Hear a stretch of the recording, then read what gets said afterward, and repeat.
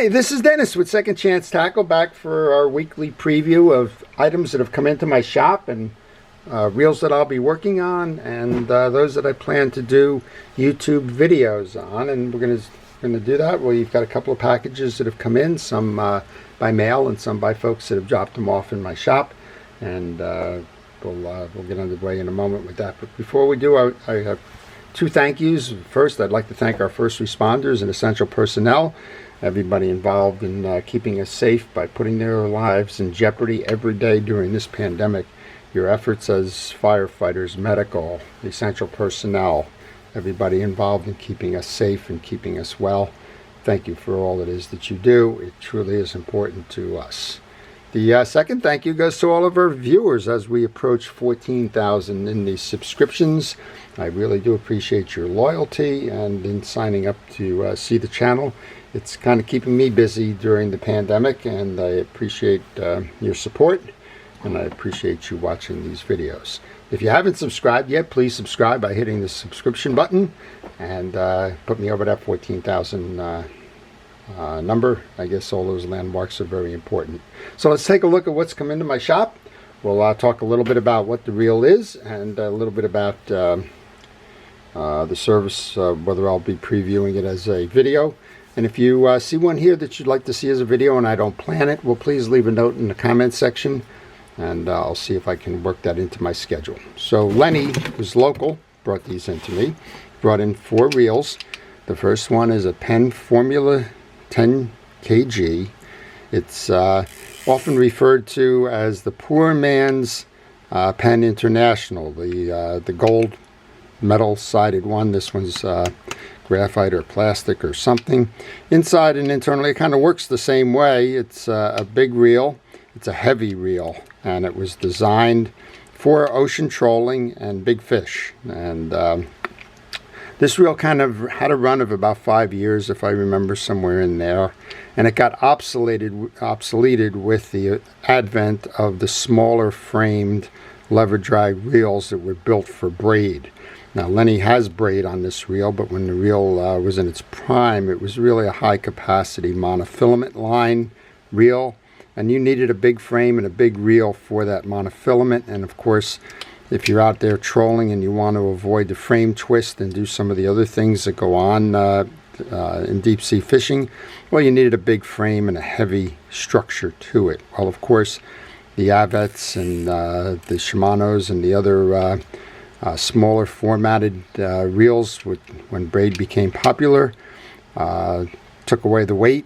You didn't need the big capacity spools, and as a result, these became less popular. You can still find this reel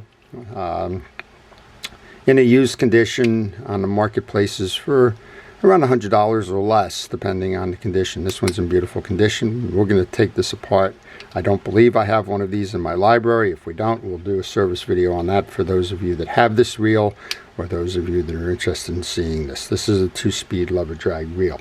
Well, we just kind of talked a little bit about that reel getting obsoleted. Here's the one that made it obsolete, or one of the ones, or the types that made it obsolete. This is an Avet. This one is the MX, I think. Yeah, the MXL 5.8.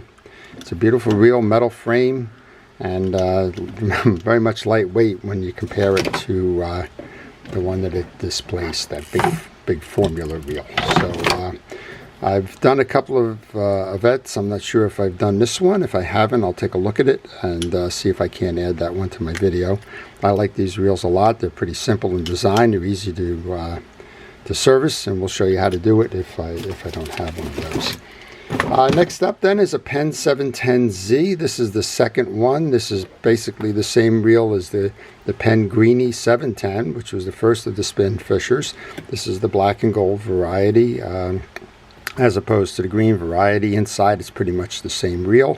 It has a spiral gear drive on it. It's very durable, highly sought after in terms of durability and strength, and just being a nice reel in general. And I have plenty of Penn spin fishers in my library, so I probably will not do that one.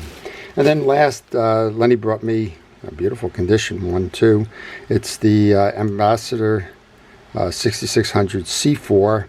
It's a nice structure. It's a little bit bigger reel, You can use this one in the ocean. You can use it for catfish in the rivers.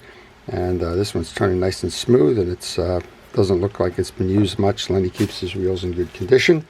And I have a lot of ambassadors in my library, so if you're looking to see how an ambassador is taken apart and serviced, go ahead and just do a search on my channel, and it's likely that you'll find the ambassador that you'll be looking for. So let me just put those aside for a moment. Grab the next one up. The next one up comes from Justin, right in my home state here of New Jersey, and he's got a Penn Peerless 9. We just did the 109 on a video, and that 109 reel, we said it's a completely different structure than the 9. This one is kind of a mini 209 or a 309, and I can see right away what his problem is. We have line that's trapped in the spool, and we'll go ahead and do a full service on that, but this is why the performance is not working. There's no question that the line is inside the case here. It might be wrapped around the spool or something. Whatever it is, that's no question about it. So how does it get trapped? A lot of times people will back out this bearing, spool adjuster bearing, and if they do, that puts space between the side plate and the spool, and line can get trapped in there, and in this case it looks like it has. Otherwise, the reel is in very nice condition. We'll get this thing tuned up. We'll get it back to Justin so he can take it fishing while the fishing's still good. Next up, we have Len sent me in a package. Len is from Delaware, and I think I know what this one is, and I think we've done a video on this one. Sometimes these things wind up as surprises. Sometimes these things we have conversations about them before they come in. But this is another one of my favorite reels. It's a beautiful reel. It's the Penn International 975 lever drag, and I think this one's just in for a tune-up. You can see it's being used in a saltwater environment. That makes sense with Delaware. The coast of Delaware, of course, is on the Atlantic seaboard, and I don't know why we have that. Let's see how it spins. Yeah, this one's spinning nicely. We'll just take this one apart and we'll service it and get it back to Len. I do have a video in my library on the International 975 lever drag, so if you want to see that, please, again, search that. Again, if you have questions, please leave the questions in the comment section, whether it's on these reels or any reel in particular, and if I know the answer, I'll try and give you that answer as best I can. And it doesn't matter what it is. Sometimes people ask reel specific, sometimes they ask a lot more in terms of getting stuck on a reel and needing a little assist to get them through their maintenance, and if I can help you with that, I will. So this one comes in from Chicago. It's coming in from Ron. It looks like our friends the Mitchells are in. We have the Mitchell 330. This is the flip bail, and Ron is telling me this flip bail is not flipping. This is almost set up like the closed-faced reels, like the Zebco series. And what you would do normally is you'd push down on this bail, and the spring would trip this. You can see how that arm kind of swings. The spring would trip that to throw this out and open it up. So this is a case where you wouldn't be turning your, you wouldn't be holding the line to cast. The line would be sitting in the gatherer over here, and when you flip it, it would complete its cycle and roll off. So I'm not quite sure why that's sluggish, but I'm going to do my best to see if I can't restore that bail for him. I have done a video on the 330, so if you're looking for one and wondering how it goes, well, there you go. And we have a second one also. Let's see if this one does any better. Yeah, so this one's functioning a little bit better. In this case, it looks like, well, it sits down. Okay. So that's the way the 330 should spin. You should be able to throw it, and as you're clicking, it should move on, and then it'll roll back down. It's got an interesting little bail ramp that closes this on this reel. Actually, the last one I did had a problem with that, with the bail ramp itself. So they could fire, but it wouldn't shut down. So in this case, it's a nicely engineered reel. I'll work on both of those, and I'll make sure that that Ron has those reels working and ready to go fishing again. So I hope you've enjoyed the previews on these.